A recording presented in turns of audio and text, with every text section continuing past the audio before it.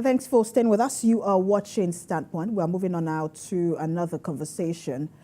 Last weekend, we had the off-cycle election in 3 states, Kogi, Imo, and Bayelsa. Now, there have been issues arising from that particular off-cycle election. There were issues, that came up from that election. INEC responded to some of them, but some of them, are issues that politicians are raising and saying, look, they are going to court. Now, what does this, have we made progress in our electoral process? What do some of these issues mean? And so that's the conversation we're having. Let's bring in the convener, Nigeria Economic Forum. He is Brian Reuben. He joins us virtually from the UK. Good to have you join us. Thank you very much, Dr. Brian Reuben here. So I am, let me begin by correcting. So one of our programs is called the Nigeria Forum, where I am the executive chairman of the 16th Council that convenes a number of high-level meetings around the world. Just to correct that expression. Thank you, Dr. Brian. All right, noted. But let's get into the conversation. We've seen a lot of reviews, about this on this particular off-cycle election. Some have said it is a setback in our electoral process. Some have said we have, maintained the same pace as we did in the general election. Some have said we have moved, forward in our electoral process. But I also want to get your assessment, on what happened over the weekend. Every election will be a reflection of the values and the level of intelligence of the people, of the citizens, really. So after every election, you're going to find those who will say this is the best election so far, whether it was rigged or it was free and fair. And you're going to find those that will say this is a terrible election, all right?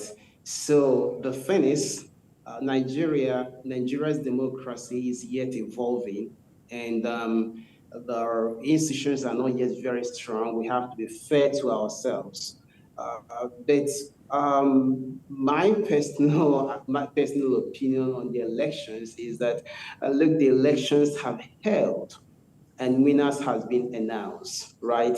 And there are people who are going to disagree with the outcome, and they have options, right? They have options to register their disagreements of the elections. And then, but this whole thing is that every election really is a reflection of the values and then understanding of the citizens. So Nigerian elections will generally improve as citizens become more aware of their rights and more aware of their responsibility to demand to demand good governance and to use the ballots as an instrument for making that demand. So if you want to know my assessment of the elections in Imo, in Kogi, and in Bayelsa states, I will say that we haven't seen much of a departure from the previous elections, actually. And I'm making the statement, and I'm being as fair as I can be, really. I'm not a member of any of the political parties, so I think that gives me the chance to actually express myself the way I see it. So we haven't seen much of an improvement. That does not necessarily imply that the electoral empire or the APC or the PDP or the Labour Party or other parties do not have the best interests of Nigerians. So that will be my assessment. There is not much departure. There were, we heard stories about violence. In fact, someone was shot and killed in Bayelsa while trying to snatch a ballot box. In Imo State, we had the governor win 27 of the 27 local governments. There are issues. However, like I said, my hope is that we can improve in the next election cycles. All right. So the idea of introducing technology to our electoral process was to help with transparency, ease, and also bring ease to the process, whether for the institutions responsible for the election, and also for Nigerians. But when you look at the election cycle, and especially this off-cycle election, how would you say that technology has impacted positively and has made the process easier? Yeah, I will agree that technology has impacted strongly on Nigeria's democracy. All right, because even when people talk about the IREF, that's a technology. The reason you are now expecting a lot to happen is because of technology. So there's a great impact on Nigeria's democracy as a result of technology. And also, I may not rate Nigeria's election 100 over 100, right? And people are going to disagree with the results, really. I may disagree with the result. But the fact is, democracy has played a very important role. The reason people have evidences, all right, of rigged elections and all of that is because of technology, right? People argue that you didn't, upload the results in the IREF, and that's because there is an IREF, right? So there is an improvement. We may not have, and what I think also is that before the whole election started in February last year, there was a lot of expectation. I mean, the INEC chairman was sometime at the Chatham House in the UK, and there was high hopes about how technology can deliver much of a great sort of a transformation in the Nigeria's election. People are somewhat disappointed, but we can rule out the fact that there's actually been a progress, right? Some people, the election might not have gone as they expected, all right? And the reason why they have evidence about elections not going as they're expected is actually because of the technology introduced. And we have to understand that democracy is a journey, see? Every nation, even in the United States and elsewhere, this whole thing is evolving. My hope, as I said earlier, is that we can get it better next time. But to answer your question, has democracy been a force for good? Yes, it's been a force for good. Has technology delivered a transparent, free, and fair election? People would disagree, right? People can talk about violence, people can talk about not complying to the Electoral Act and all of that. But technology has awakened people's consciousness. It has inspired people, right? Some people voted because of technology, so that's a good thing, right? So how then do we explain the idea of field election result sheets in Kogi State? Because some have said, look, it takes us back to the pre-technology era where, these things used to happen. There were people snatching ballot boxes, thumb printing on the ballot papers and all. So how do we explain that, even with technology? Now, I'm speaking generally, all right? Kogi State is a specific issues, and there are a lot of other issues, in Imo, in Bayelsa, and again, if you go back to February 25th, there are. Yeah, I said that is unfortunate, right? But I did emphasize that technology is a tool, and it takes human beings to use it, right?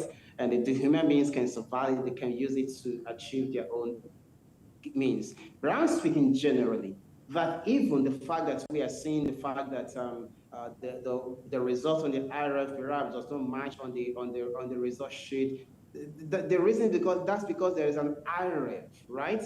So this election has not perhaps lived up to the expectation of all the people, right? But in terms of whether the technology has been a force for good in Nigeria's election, I would say yes. Whether it has lived up to deliver the expectations Nigerians have, that could be questionable. But it has given an opportunity for people to even be able to have evidence that everything may not have gone right. So to answer the question, yes, technology has been a force for good. The incident in Kogi State, places where there are pockets where there are violence in Bayelsa, in Imo, both vote buying in Imo State, those are unfortunate cases. And my hope is that we can review all of that and then take lessons from that to strengthen democracy in Nigeria. And you also said something that was quite key. You said that it has been a force for good, but whether it has helped, or improved the transparency and accountability of the process is a whole another issue.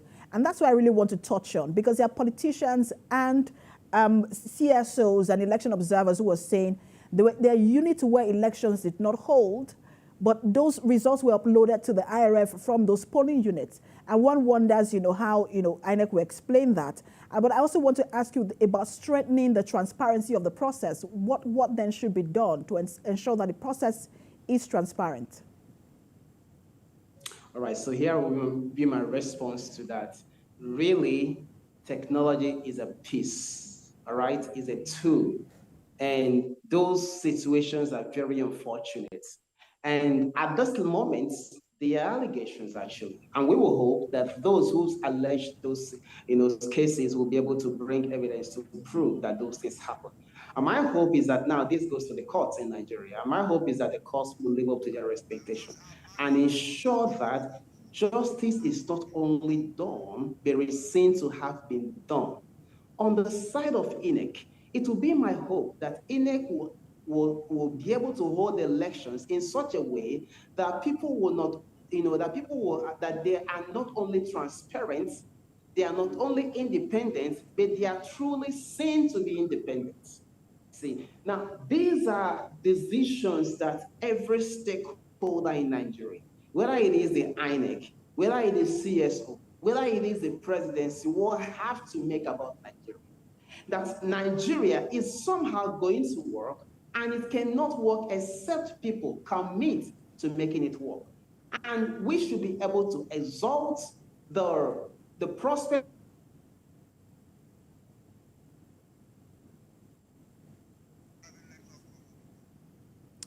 All right, looks like once again we have lost connection with Dr. Brian Ruben, but he has made really he has made really interesting points in this conversation. We do have to leave it there anyway. He has talked about how, he was just talking about how to strengthen the transparency of the process, and that INEC must be seen to be really independent and transparent. But we will leave it there. Remember that you can watch a repeat broadcast tonight at 11 p.m. rather, and then on Sunday morning at 5 a.m. Thanks for watching. I am Precious Amayo.